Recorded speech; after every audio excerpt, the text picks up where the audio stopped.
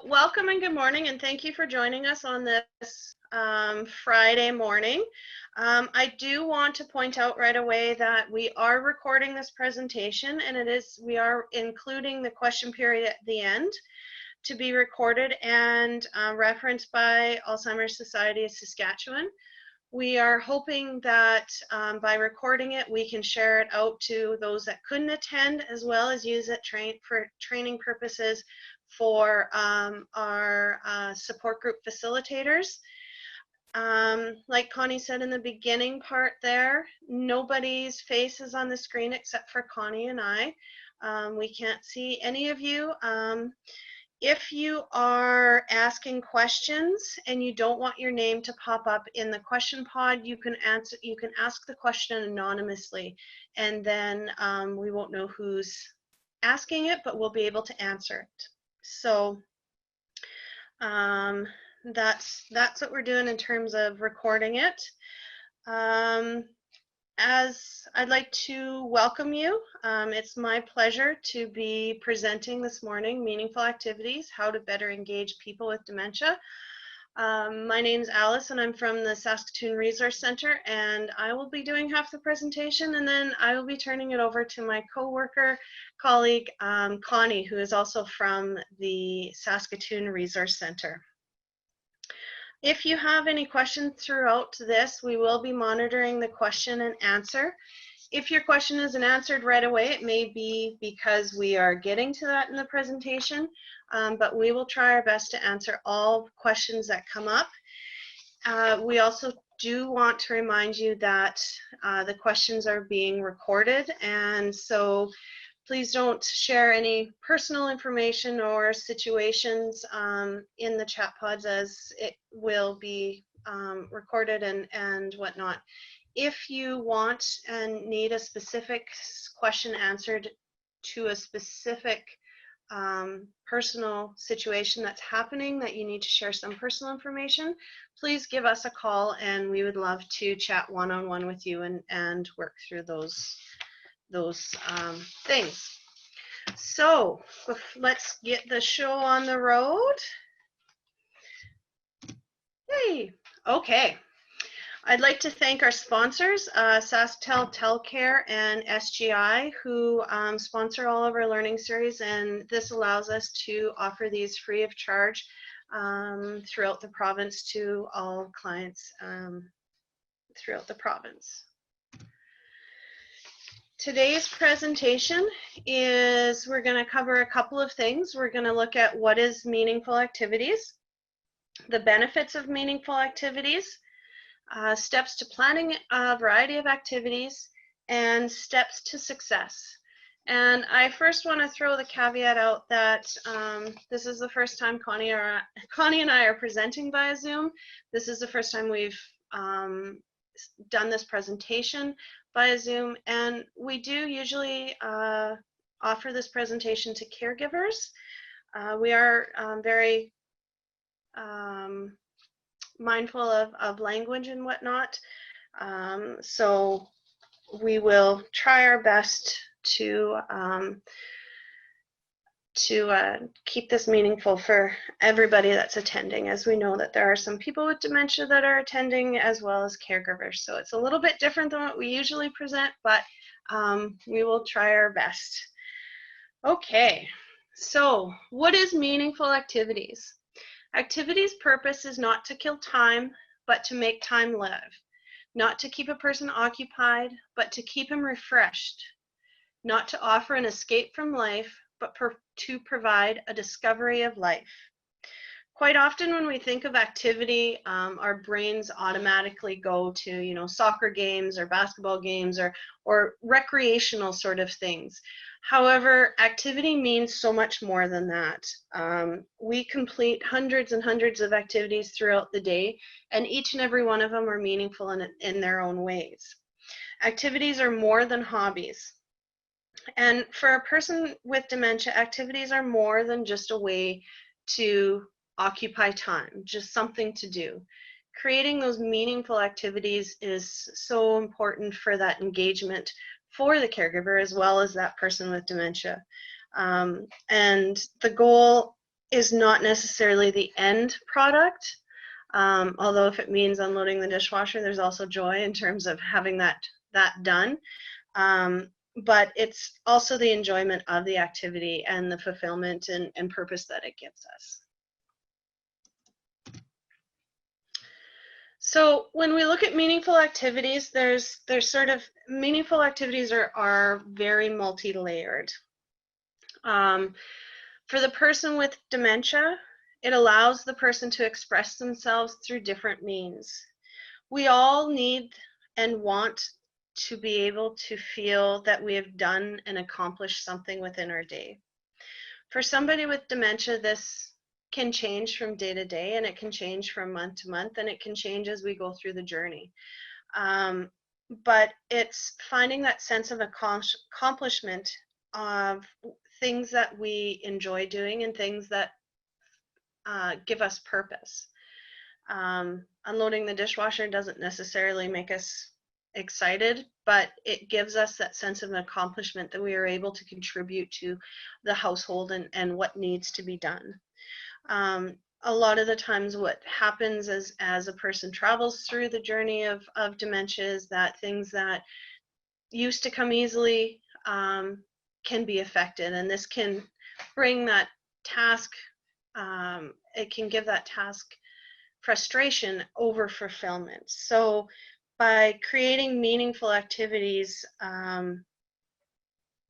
we create that place for the person with dementia to express themselves, to contribute, and to give them that sense of accomplishment, whether it's yard work, whether it's fulfilling a hobby, whether it's just contributing to the household duties. It provides that person with that sense of accomplishment and that sense that they can still contribute no matter where they are within that journey. The benefits of meaningful activities for that caregiver. We all know that the caregiver relationship and the relationship with a person with dementia changes as the journey goes on, and finding those activities that you can connect with that person with dementia and create that bond between that caregiver and the person with dementia creates a sense of security and stability, and it really fosters that fun and togetherness. We all need, whether it's a husband and wife relationship, or a child and a mother, or a child and a father, or great friends, we always need to foster those relationships and to foster that sense of togetherness. And finding meaningful activities where you can, as a couple or you can as a pair, create that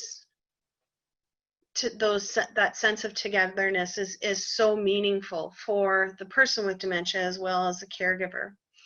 As the relationship changes and our ability to foster that togetherness, finding different ways that we can connect with that person with dementia as well as the caregivers is so very, very important. And it just moves that activity to that level of meaningful and a sense of accomplishment and a sense of togetherness, and that those pieces are so very, very important.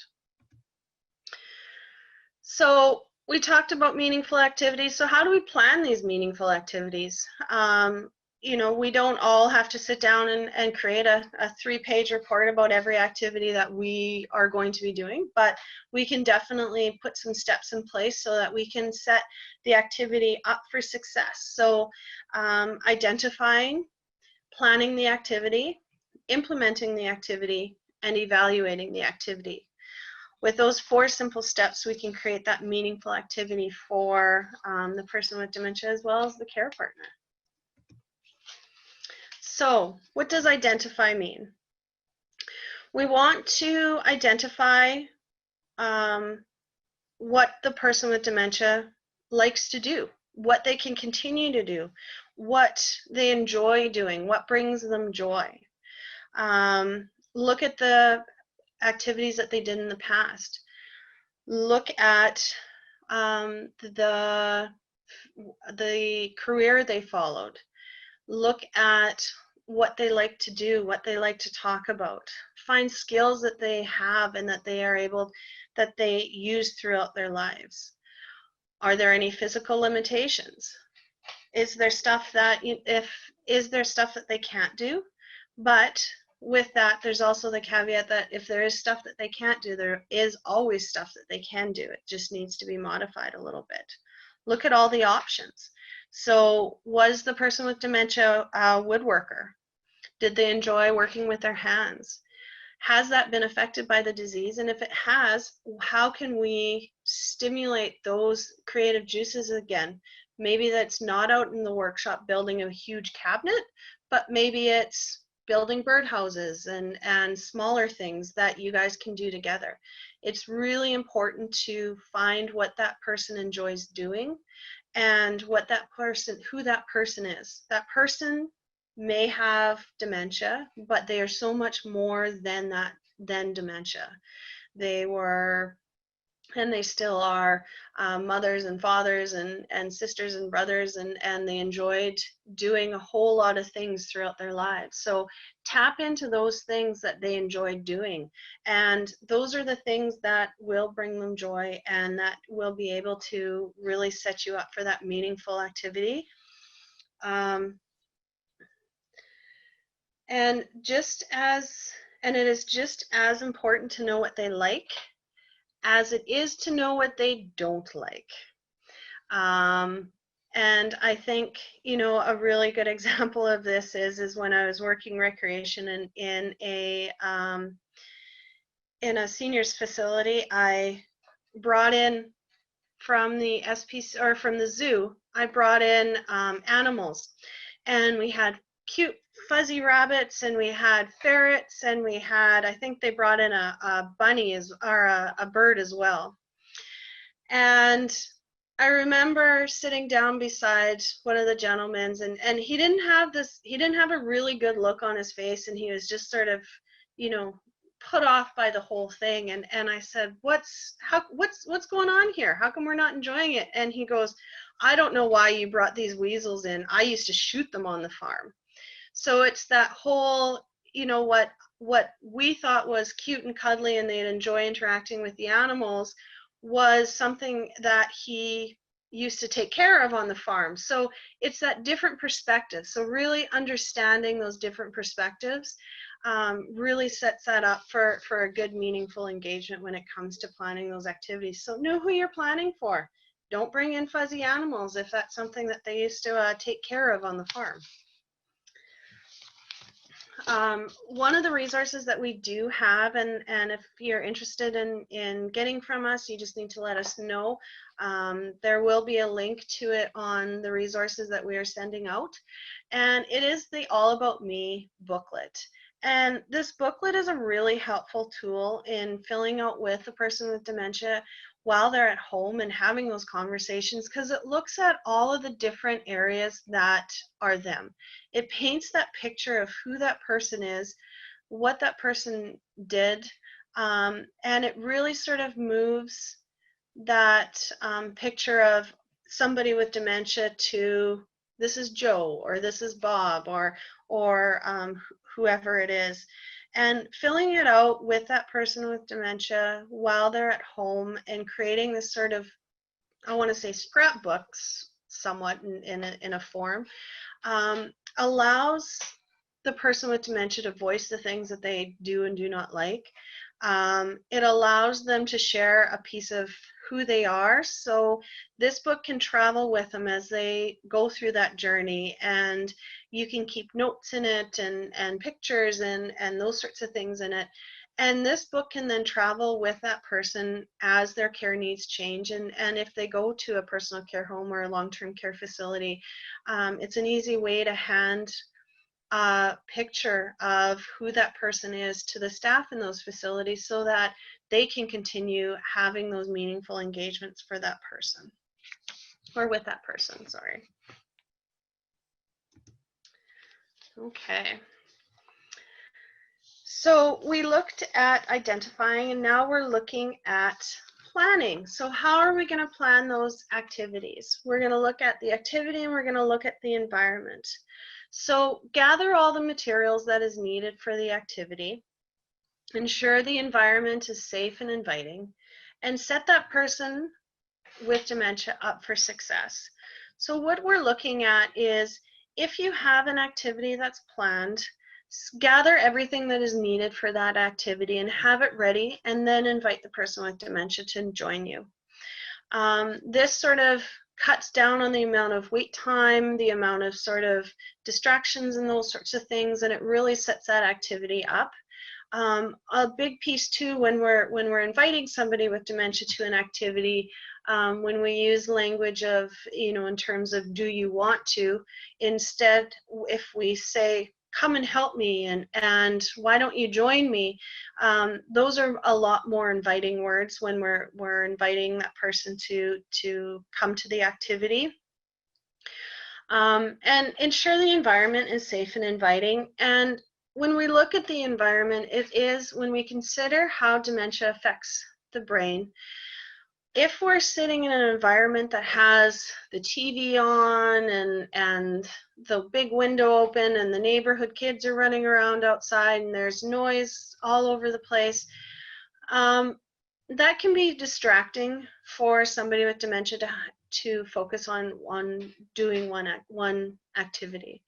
So cut down the amount of distractions that are going on, and that sets that person up for success. So, ensure the environment is really appealing, comfy. Somebody's not going to want to sit on an uncomfortable chair and play a card game, as opposed to, sitting on a comfy chair and in a welcoming environment and playing that game. So it's about setting the person up for success, so that they can really thrive in the environment, provide choices, change the surrounding to encourage the activity, minimize distractions.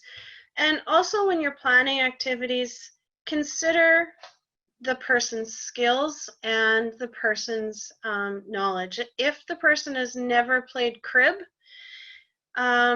probably planning a crib tournament with the family in a large hall isn't going to be really successful for that person with dementia.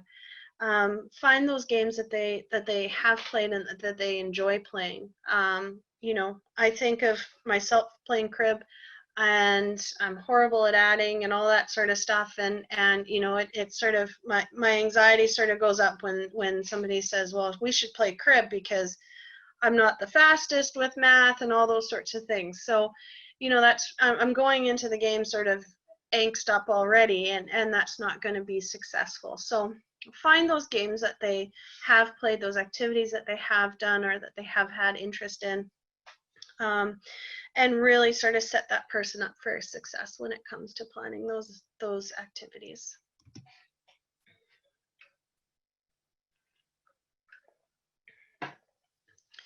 The implement and approach.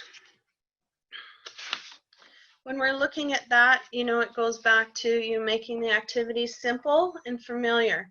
The one piece I do want to touch on when we say simple, it doesn't mean necessarily toddler type.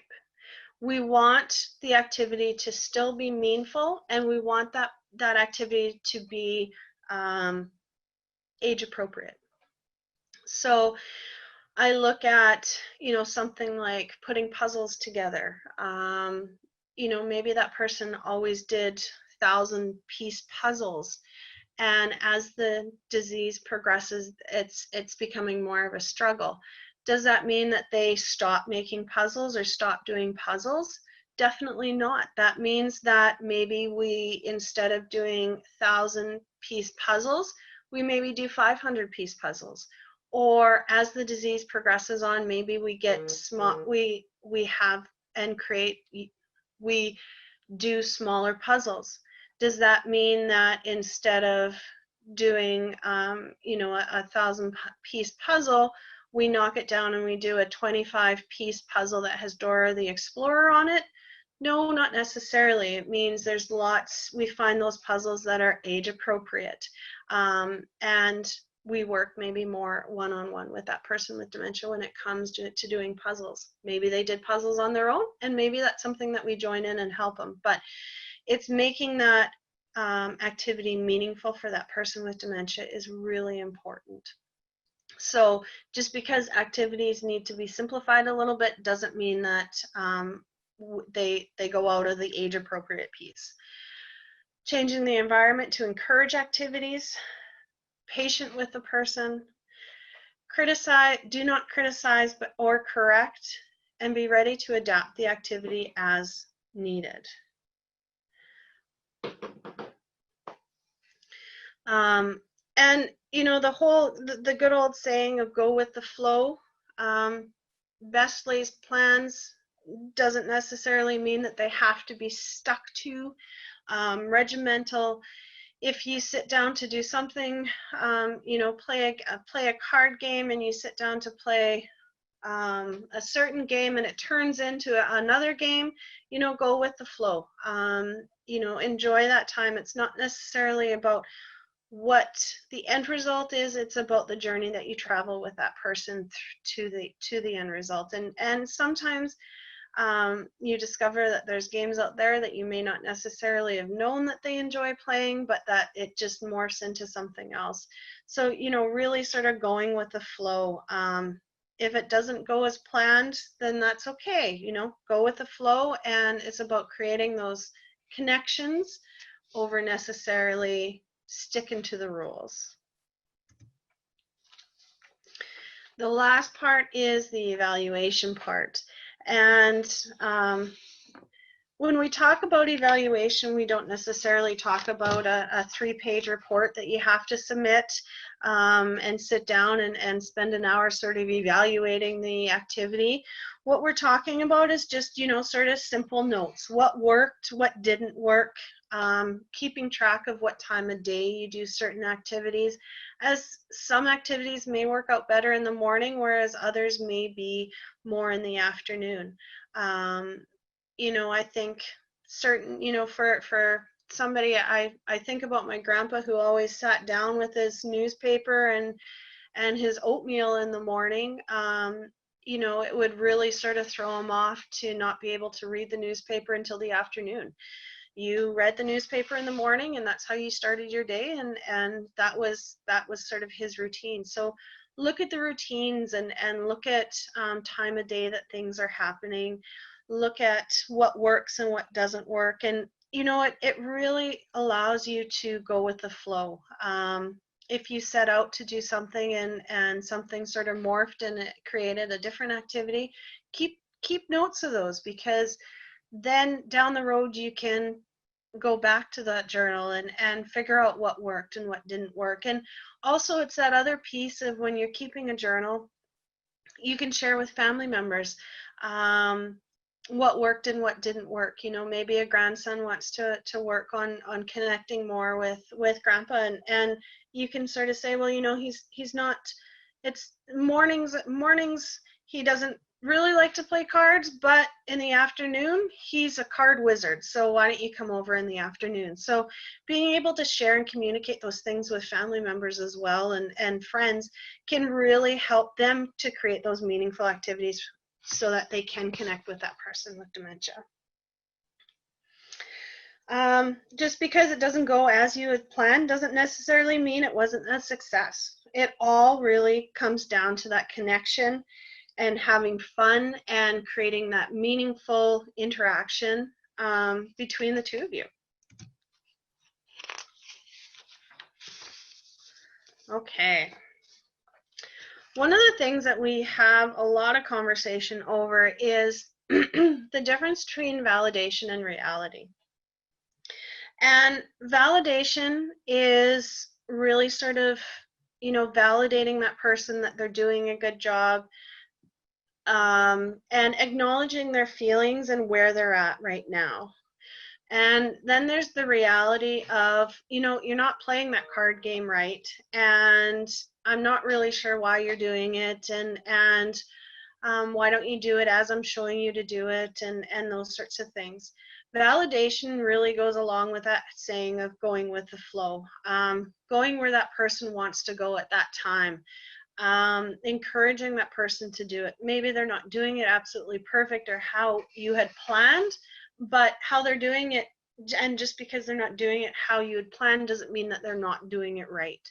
They are doing it in a way that gives them meaning and fulfills them. So to correct them will cause stress and strain, and the likelihood of them wanting to do the activity again is very, very low. So it's that whole, validating, traveling with them on their journey and not expecting them to travel with you on yours. Going where they are, validating that they're doing a good job because they are doing the best that they can do at that point in time, and they're doing it as they find fulfillment. Listening to what they're saying to you and acknowledging their feelings and how they're feeling. If somebody shares with you that they're frustrated, then, saying to them, oh, well, let's just keep on doing it, you'll like it in the end, is just going to cause more frustration. Whereas, acknowledging that, yeah, okay, this is frustrating. This isn't a great thing to be doing right now. Let's go and try something else, or how can we try it this way? Gives that person validation that, like it's okay not to do things exactly as they were set out, but to go with the flow. Travel with them on their journey. Follow the lead of the person with dementia in their conversation. If you sat down to talk about flowers and what flowers you're going to be planting and what you're going to be planting in the garden, and at that point in time they don't really want to talk about it, then go with the flow, because quite often the conversation will usually come back. Use your detective skills in terms of what's working and what's not working. If doing one activity is always causing frustration for them, find out why. Is it, something, when we look at unloading the dishwasher, they always used to unload the dishwasher and now it's causing frustration. Why is it causing frustration? Is it because it's harder for them to figure out where things are going, or is it just that, and it can be as simple as it's something that they can do in the morning but not in the afternoon. So, validate that frustration and validate and listen to them and really set them up for success. By validating that person with dementia and understanding where they're coming from and understanding what they need and don't need, really sets that person up for success when it comes to that meaningful activity. It really comes down to going with the flow. So just to sort of recap the engagement and approach, how you present the activity, treat the person with respect, tap into those existing habits, be patient and flexible, go with the flow, help the person to remain as independent as possible. And I think that's a really big piece too. When we look at sort of meaningful activities, just because they may not be doing it like you want it done doesn't necessarily mean that it's being done wrong. And I think a simple thing is when we look at something in activities such as folding towels, maybe they're not perfectly square and they're not folded like you usually fold them, but the important piece is that person is helping and contributing, and that gives them that sense of accomplishment. And I think sometimes it comes down to sort of being okay with how things are done, and who is it really bothering? Is it bothering the person with dementia, or is it us that it's bothering us because all the towels aren't perfectly folded in the closet? And then it comes down to, does it really matter if all those towels are perfectly folded in the closet? It doesn't really matter. What's more important is that sense of accomplishment and that ability to really be a part of that household and that home. Build on the person's skills. Always evaluate, but evaluations don't have to be 12 pages, just a couple of notes here and there so that we can set that person up and that activity up to be meaningful and engagement as the time goes on. So That's all for me. I'm going to turn it over to Connie now. All right. I'm going to mute myself. Yeah, All yours, Connie. If you want to take 2 minutes and do the shimmy, shimmy, shake or whatever, just to make sure that you're able to sit for the next 10 or 20 minutes or so, I'll carry on. Always interesting to co-present. Alice and I think a lot alike in a lot of areas, and so you may find that some of the things that I talk about are a bit repetitious to what Alice has already covered, but here we go. Hopefully my advancing works. No, it did not. So we'll just go back here and see if, there we go. That's what we wanted to see. So I'm going to talk about some different types of activities. And so thanks, Alice, so much for laying out that great foundation for everybody. And I'll carry on with a variety of types of activities, things that you want to carry on throughout your day. So we'll look at the activities of daily living, independent instrumental activities of daily living, work productive activities, play, leisure, rest, and relaxation. And so there is a variety of activities. As Alice said at the very beginning, when we think of meaningful leisure activities, we often just go to that physical activity. So, but there's many other types.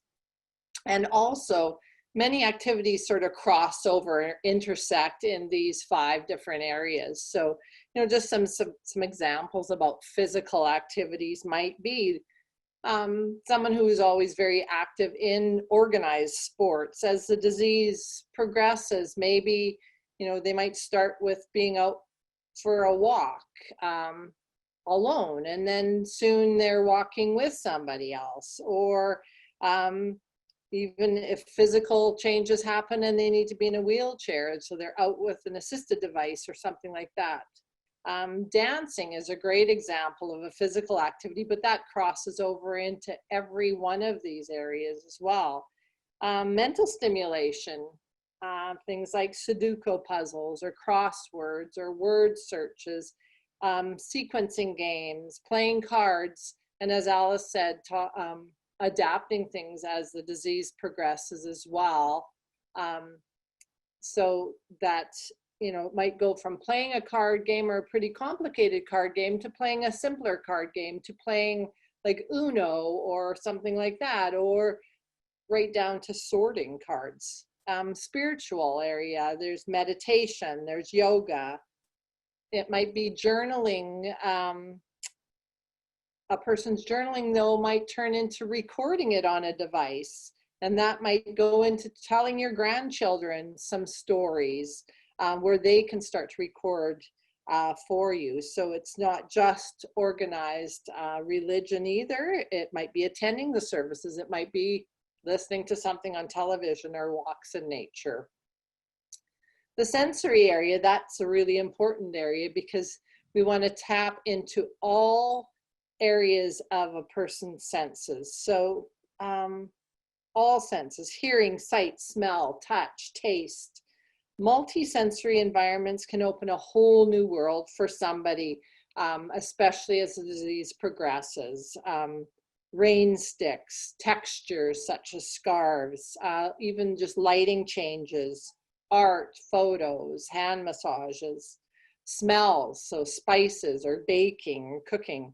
A variety of activities brings joy, and with joy, that decreases your anxiety and depression. And that doesn't just go for a person with dementia. That goes for absolutely everybody.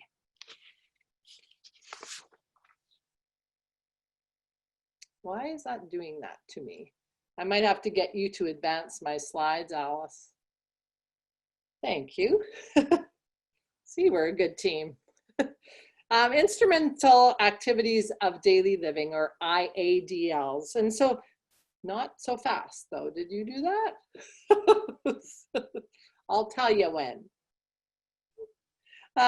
So these types of activities are activities that a person with dementia will lose first, typically. So there are activities that you might do that support you in day-to-day living. So like shopping, meal preparation, managing finances, driving, those sorts of things. And so, but a person may not have to stop those activities altogether. So someone who always did the grocery shopping, maybe they still go along to the grocery store, but need somebody to support them in doing that. Someone who did a lot of cooking, maybe they're still able to cook, but they need some help finding the recipe, or maybe getting the ingredients set out for them. And again, adaptation as time goes. And so these are certainly areas of meaningful activities. Other household tasks, household maintenance, looking after others. And again, you can do these things as the disease progresses with some adaptations. For some, it might even be just modifying. They may still be working outside of the home. And so it's within that work environment that there may be some modifications that have to happen in order to make them continue to be productive and add to that work life. And then as the disease progresses and maybe they have to give up that job, it's tapping into those old habits and those old skills that they maybe had. During non-pandemic times, volunteering is a great opportunity for people with dementia. A person with dementia certainly can still bring value to an organization as a volunteer. And so looking at volunteer opportunities when the pandemic is past. But it's, as Alice mentioned, it's really important to watch for distress as abilities change within a person. How if that previous activity starts to cause them a lot of stress and anxiety, and you see frustration, maybe that's a time that you need to look and help to adapt that activity. So no matter what the activity might be. Next slide, please. So it's not gonna, oh, there we go. I was gonna say, it's not gonna let her advance either. Activities of daily living are those things that describe what you do, basically what you do when you get up in the morning. So washing your face, brushing your teeth, getting dressed, eating breakfast. The important piece with the activities of daily living is the routine. That's all part of your routine and something that we've done for years and something that's really ingrained in us. And so because of the habitual the habit of those things, those are things that we're going to hold on to much longer, those skills. And so you want to capitalize on those skills as well for that person with dementia so that they can be successful and be more independent. As the disease progresses, though, you might have to set them up. There might be more requirements to get the toothbrush and the toothpaste ready for them. As the disease progresses, it may take some cueing. So showing them what to do might be a visual or verbal, or, you know, take the toothbrush in your hand. Sticky notes might be a great way as the disease progresses. And then it might move into modeling. So doing an activity together as they do in this picture, brushing their teeth together. And then as the disease progresses into the later stages, it may come down to hand over hand. So me holding the hand of my husband as he brushes his teeth. So he's still doing that activity, but with that help from me. And tapping into as many senses as possible, again, as you do these activities. Encouraging the person to complete the task as long as possible, but it's important to note that research says that an activity or a message can take 30 to 90 seconds for a person with dementia to process. And so just remembering that as you are giving instructions or as you've asked somebody to do something, you must allow them that time to process. And 30 seconds even is a really long time to wait. If I stood here for 30 seconds, you might be concerned about me as I stand here doing nothing. But if I have dementia, it may take me that long to process that thought. So it's giving that person the time to process, you know, and it reminds me of that old adage, the hurrier I go, the behinder I get. And that is so true. If you try to rush somebody, the best of us, if we get rushed, we get flustered, we get anxious, and we usually take 2 steps back instead of 2 steps forward. And so rushing somebody certainly can be disastrous. And again, watching for how the abilities of that person to communicate change as the disease progresses, how they interpret communication as well as deliver communication, but remembering that all behavior has meaning. So a person may show their frustration, or they may show their inability to do something by just not doing it. Alice used a good example of, you know, she made the comment about being a good detective. And so if someone's not bathing, for example, all of a sudden, it might not be because they don't want to bathe. It might be because they can't follow those steps involved in bathing. And so again, knowing what's going to help set that person with dementia up for success. The other thing to watch for with activities is that person, if they're withdrawing from activities, is it because they no longer feel they can contribute to a conversation, or is it just because they don't feel valued? And so, you know, I always think of a gentleman at one of our support groups talking about how he always went to coffee and loved going, meeting the guys for coffee, but he had stopped going because he didn't feel he could follow along and keep up with the conversation. And so if he shared that with his spouse, and she said to this guy's buddies, you know, Al would like to come to coffee, but you guys are just moving a bit too fast. And if they can adapt the conversation so that he can still feel a part of it, he would then still find meaning in attending that coffee club. Next slide, please. Play and leisure. You know, there's a lot of opinions. Alice mentioned that age versus stage, or being age appropriate activities. And with technology today, we're very fortunate that you know, there's lots of adult coloring books, and there's, you know, dementia care has gotten so big that there's lots of even markets for programs and activities for people with dementia. And so it's looking for adult coloring books, adult puzzles with fewer pieces.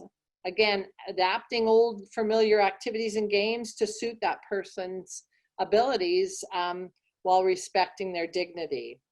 Having said that, though, there's nothing wrong with interacting with small children and doing their activity with them. So, you know, me as a grandma, I play dolls with my kids, and so or my grandkids. And so that's an okay thing because I'm interacting with them and I'm enjoying that interaction as part of their leisure time as well, and my connection to them through that activity.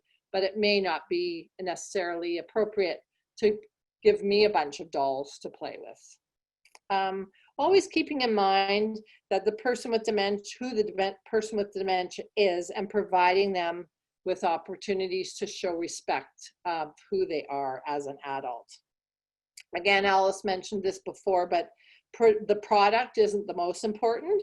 It's the pleasure it brings to the person while they're doing an activity. So, you know, things like physical activities, gardening, art, reading, reminiscing activities, family celebrations, those are just a few ideas. Next slide, please. And we want to talk about rest. Sometimes for some of us, this is the hardest part. Rest, passive activities, watching television, listening to music. If folks that are watching today, if you haven't watched the documentary called Alive Inside, I certainly recommend that because it shows the value of music and the benefits of music. It won a Sundance Award film. You can find it through YouTube for the full length of the Alive Inside documentary. And if you can't find it, just let us know and we certainly can help track it down for you. And again, it's okay to do nothing and to just allow yourself to enjoy the moment. Having said that, again, being cognizant that the person with dementia's lack of ability to initiate isn't what's causing them to do nothing. because you want to be sure that if they wish to engage, that they can engage. Next slide. Relaxation is that another area, and just some interesting areas that you find restful. Again, modify and be creative. Think about a pet, for example. You might start with walking the dog independently, to walking the dog with a friend, to brushing the dog, to petting the dog, to having the person sit with the dog, just having that dog curled up beside you. So throughout the trajectory of the disease, that dog can still have such value for that person with dementia. And again, tapping into all senses. Now, just to share a couple of stories with you here. When I worked in long-term care in Gimli, Manitoba, we had a multisensory room. And I had such pleasure to see how we could bring joy to people through different senses. We had one gal who, her and her daughter actually came into the room with me, and I gave her a rain stick. And for those of you that know, a rain stick is this stick this long, and you turn it one way and it sounds like falling rain. And this woman put this to her ear and she could hear this, and all of a sudden she started to cry, and she was like, oh, that reminds me of those days when we'd have the rainstorms. I loved rainstorms. And you could just see the joy on her face. And her daughter, all of a sudden, she was like, oh, Mom, do you remember you used to wake my brother and I up in the middle of the night if there was a thunderstorm for us to come and watch it at the window? And so in that moment, the two of them, through a rain stick, they connected and they had that memory to share and to reminisce. And so it brought pleasure to both of them. And so it was tapping into a rain stick, simple as that. So it's looking at all the senses that you want to tap into. Next. And being person-centered. Know the person, be person-centered. Alice talked a bit about the All About Me book, and life is a journey, not a destination. Ralph Waldo Emerson has told us that. And meaningful activities are not about the end product, but about the joy of doing. So living in that moment. And I think if anything we've learned from the pandemic, it is to live in the moment. I think a lot of us have had to change and do some adaptations within our own lives to see, to feel joy in different ways, for sure. Next slide. Nothing's cut and dried, and just knowing that dementia is not, we talk about it as early, middle, late, and end stages of Alzheimer's disease and related dementias, but it's not that concrete. But just to give you some ideas about matching activities with abilities throughout the disease, we wanted to just break it down into the 3 areas. And so we've already talked about adapting as the disease progresses. So, but it doesn't have to come down to just you as that primary caregiver. You can tap into other folks, involve other people to support you throughout the disease. And so in the earlier stages of the disease, it's using those remaining skills. I think of a good example in this is a group of guys that always go golfing. No reason why they still can't go golfing, but it's the importance of sharing that diagnosis maybe with the buddies, because all of a sudden I'm not able to keep score very well. And so I don't want my buddies to think I'm cheating. So maybe having someone else keep score for me, I can still certainly enjoy that golf game. I can enjoy the pleasure of being with other people. And even during pandemic, we can golf. That's one thing that we can do as long as we meet those guidelines. But just because you're diagnosed doesn't mean that your abilities change immediately either. So it's tapping into what you still like to do, but like I said, maybe with some modifications. Looking at volunteer opportunities once the pandemic has passed. Alice mentioned this too, is giving choices, but being careful on how you present the choices. So rather than saying, what are some ideas of activities you would like to do? Knowing that person and saying, I know you love golf. Would you like to go for a full round of golf today or to the driving range? So it's looking at ways to present an activity as well. Can you, next slide? As we move into the middle stages, it's a matter of maybe keeping things simpler and shorter, the instructions, again, harder to follow.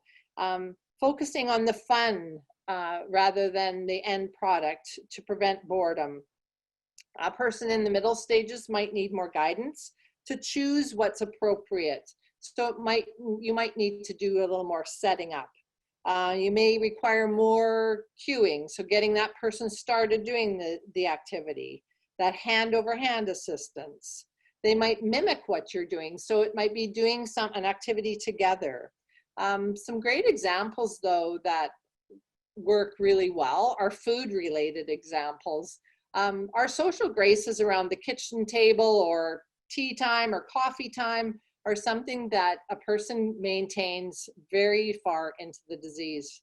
So again, it's that habitual thing. So is it setting up a tea party or a coffee party and just enjoying that moment? Woodworking, breaking it down maybe, as Alice said, it's not building that big dresser, but it's maybe building birdhouses. Music, again, there's so many levels of music. It's, you know, if someone producing their own great music with a band. It might be a rhythm band instrument. It might be just listening to music. So there's different ways to enjoy music as well. But again, it's important to know the person, so know the genre of music that they like. Picture collages are a great thing too. So because you can break that down into steps. And again, knowing that you may not have to complete the activity in one sitting. So, and that goes for any type of activity. So you want to break it down. If the person is really repetitive in their behaviors due to their dementia, it's tapping into that. And, you know, I always think of this fellow we had in a long-term care home in southern Saskatchewan, and he was very repetitive. And so, but we also learned from his wife prior to coming into living in the long-term care home that he would love to help in the kitchen and peeled potatoes. So every day at 10:30, the kitchen staff would set a big pot of potatoes out on the table for George, and he would peel those because that was very repetitive. And let me tell you, I've never seen somebody peel potatoes better than this guy. He would barely skin the potatoes, every little eye out. He probably saved the facility money because of the potatoes, how far he made the potatoes go. But that was an activity for him every day, and it tapped into that ability that he still had. And you know, the benefits of that, you know, as staff walked by him at the table, oh, George, good job, you want to come to my house, you know, those sorts of things. So it was such benefit. You know, and another example of the residual benefits of meaningful activities even is a hairdresser, someone going to the hairdresser and getting their hair done, and then all the other people around commenting after about how great they look and those sorts of things. So lots of residual benefits from meaningful activities. Next, please. Late stages. So again, knowing the person, you know, thinking about that music. Another story is knowing that person and knowing what to tap into. Very late stages, a gal that I worked with, I walked into her room one morning and she was just wriggling in her bed. You could tell she was very uncomfortable. And the radio that was on in her room was playing country music. And I'm thinking to myself, I don't think she's a real country buff. And you know, so I quickly went out to the desk and I called her daughter and I said, you know, what kind of music does your mom like? And she's like, oh, she loves the Icelandic choral music. I've got some CDs in her room. She loves to listen to those. She absolutely hates country music though. And I'm like, oh, okay. So I quickly went back into her room and made a note for staff not to put the country channel on. I put a CD of Icelandic choral music on, and you could see her physically relax in her bed, even though the only way she could communicate with us was in a physical way at that point in her disease, but you could physically see her relax in her bed. And so, you know, that just was a good example of knowing that person. We want to choose things that are going to enhance the quality of life, connect through emotions, and that music is a great example. Again, using all 5 senses. Another great way is, again, through food.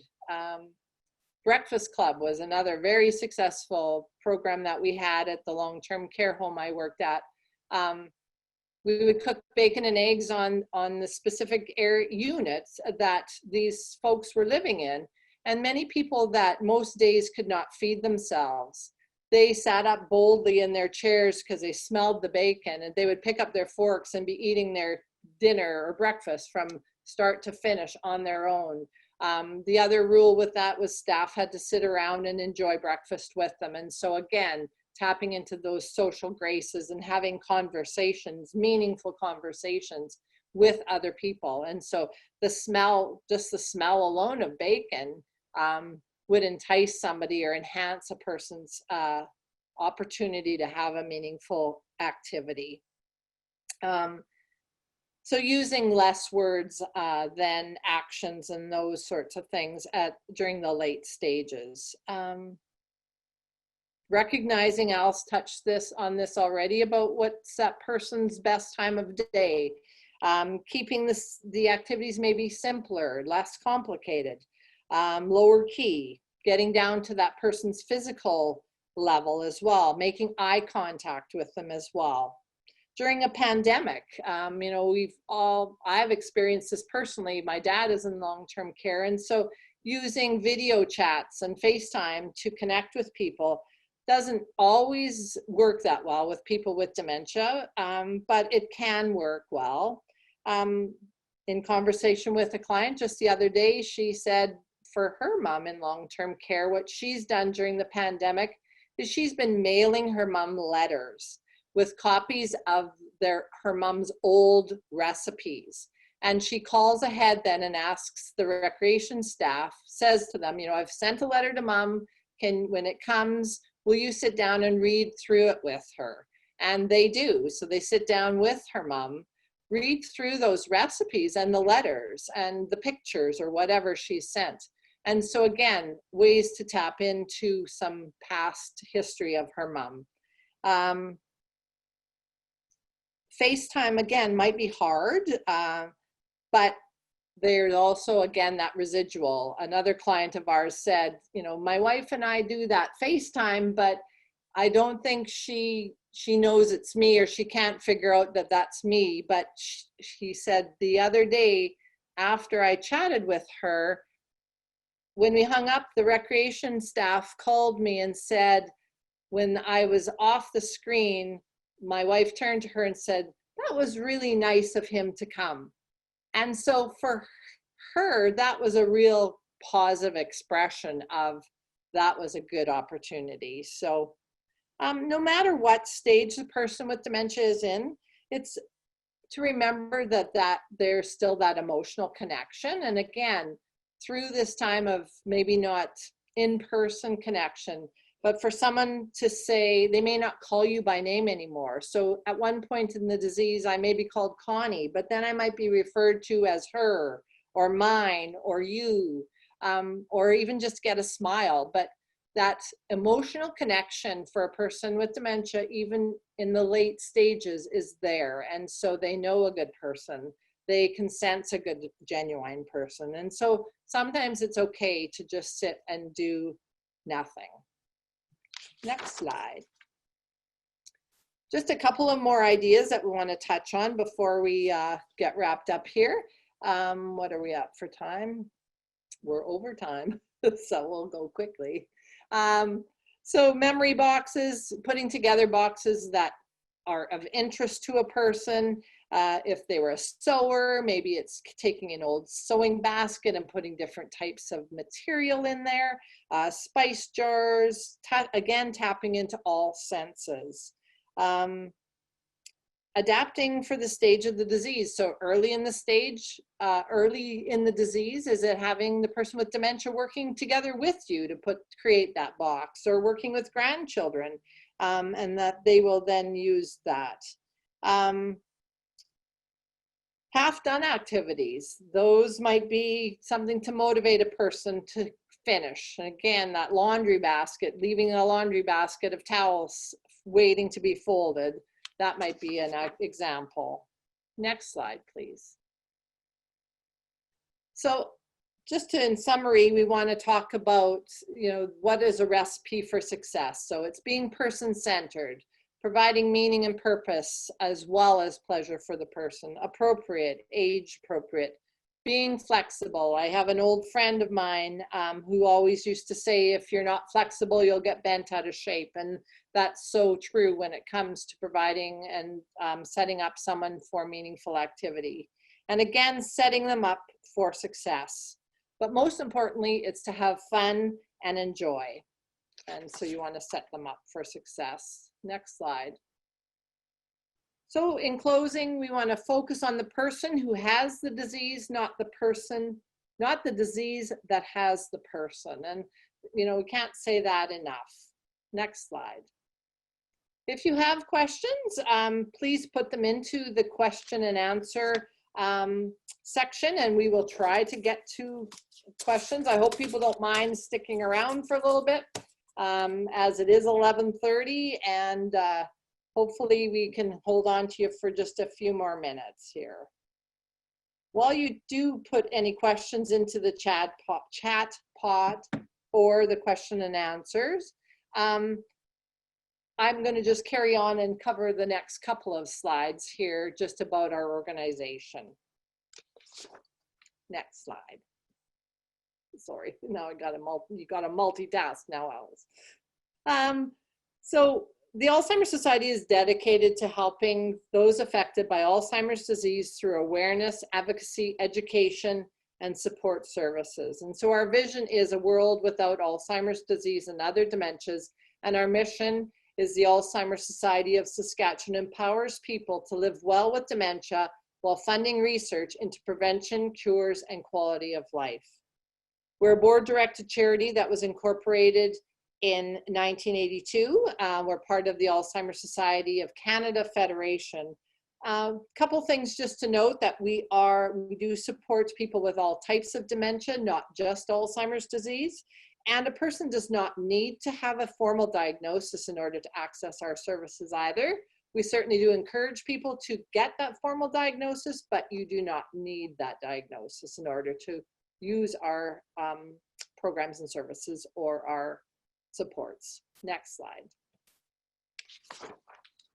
We do love our donors.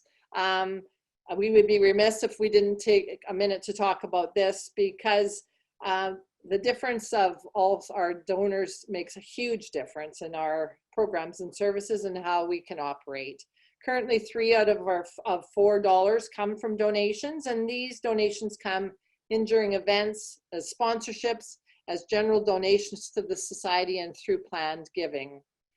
We're able to provide community presentations like this today at no cost because of the generosity of donors, such as yourselves or people before you. And we invite you to consider supporting our organization with a donation to truly make a difference for people in Saskatchewan who are living with dementia. And these days, donations can be made online or by phone. Next slide, please. Speaking of fundraising, we have is it coming? Oh, there we are. Speaking of fundraising is our Walk for All's RG Wealth Management Walk for Alzheimer's, which is coming up this Sunday. If you haven't registered already and wish to, you certainly can, or join, sponsor somebody. So I challenge you or invite you to join us on Sunday. This is, we'll be doing this new and in a very different way this year. It's a virtual walk, but you can join everybody from across Canada as we celebrate our walk for Alzheimer's. Next slide. The slide with the map, I just want to point out that it's last year's slide. We haven't been able to update it yet, but I do have the statistics for that. In 2019, 2020, we did serve 3,013 unique clients across Saskatchewan in 302 different communities. The list here are where our resource centers are located across the province, as well as our dementia helpline. And so we encourage you, if you have questions that we weren't able to answer today, or if something comes up after, we certainly encourage you to contact any of the resource centers or our dementia helpline, and we are certainly, hopefully, able to help you. So any questions, you can we'll unmute Alice as well here if we have any questions. Okay, we do have one question, and it says, did you say we can get the journal from the office? The All About Me, we can definitely send out. There will also be a link, and correct me if I'm wrong, Connie, there will also be a link in the resource list that we will be sending out to you. Yes, exactly. With all of us working from home and those sorts of things, it may be the best if you can go on to that link, because you can print off the whole booklet. So that might be the best way to get that. But if you can't print it off, just shoot us an email or give us a call, and we can definitely get you a copy of that All About Me book. Are there any other questions? I just saw a question regarding the recording of this. It will be available at some point. We're not exactly 100% sure when. The other thing to note too is either later today or first thing next week, Carly, our grand assistant, the Alzheimer Society staff that's been in the background. So thank you so much to our program assistant, Carly. She will be sending out a letter from us that will include a list of some meaningful activity resources. It will have our meaningful activities booklet, which talks a lot about what Alice and I have talked about today. It will also have a link to the All About Me book and a couple of virtual programs that some of our counterparts are doing across the country. So that will come to you in an email as well, along with an evaluation that we really encourage you to take a couple of minutes. It's like 3 questions, but it really will help us with regards to moving forward with our programs as well. The other thing I wanted to mention as well, with regards to programs, is starting next week, next Friday morning, at 10:30, from 10:30 to 11:30, we will be having a coffee and chat. And that will be through Zoom as well. So if you're interested in joining, it won't be in the webinar format that Alice and I are using today to present, but it will be in a group format where you will see all attendees and be able to interact and have conversations with other people with dementia and their care partners. And so if you're interested in joining us for that weekly coffee and chat, again, there'll be a link to contact Carly to get set up for that, to get the invite, and that will be in that email that's going to follow today as well. Are there other questions? I apologize for us going over time a little bit today. Do you see any other questions, Alice? Nope, there's no other. Oh. Do dementia units in Saskatchewan fill out the form All About Me for their clients during intake? Every long-term care facility often, or I would hope that they have some sort of social form of some sort. So they may not have the All About Me, but they typically have some format of that social. It is a big part of, it's part of the standards that are required by the Ministry of Health to have that component as part of their intake for the recreation department to have at each facility, but it would look a little different. We also have a couple of opportunities coming up for people. The options for care will be presenting for anyone that's in the former Saskatchewan Health Authority area. Options for care will be a 5-session class that we'll be offering starting next week on June 3rd. And there is a Care Essentials. I just need to find my poster for that. I believe it's June 9th and 10th. June 9th and 10th will be offered, and that's province-wide. And so if you're looking for more information about either of those programs, please just go on our website, or again, you can contact, respond to Carly's email that she'll send out. Are there any other questions? If not, on behalf of Alice and I, just want to say thank you so much. Again, acknowledging that I believe there were people with dementia joining us today. I hope we didn't say anything that was insulting, or no insult intended whatsoever. As Alice said at the very beginning, this presentation was initially put together as a presentation for families and whatnot. So the resource, someone's asking for the resources again, you will get a link to all of those resources. So we'll just leave it at that if that's okay. Alice, do you have anything else to say other than thanks?